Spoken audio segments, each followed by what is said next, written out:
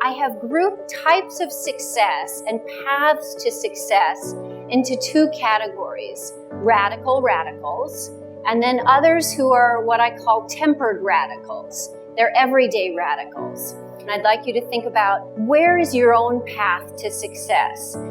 Getting into tempered radicals. So here is painter Georgia O'Keeffe.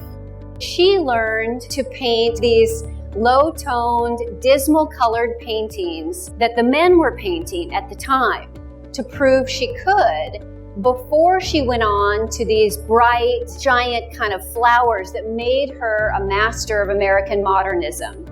Similarly, it's kind of what Margaret Thatcher did when she took elocution lessons to deepen her voice to better be heard. These things suggest team player, which they are, but it was also about advancing themselves as they moved slowly from kind of outsider in.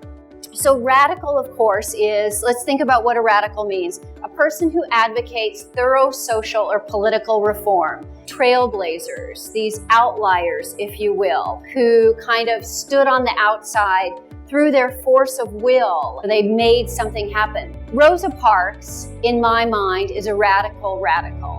One defiant act, refusing to give up her seat to a white man on a bus, sparks the civil rights movement. That's a radical, right? And we need these radicals. We need these revolutionaries who affect change with one brave act. We can all do things while we're advancing our own careers to advance the causes that are important to us. I hope that this leaves you feeling more empowered than when you got here in terms of what we are all capable of.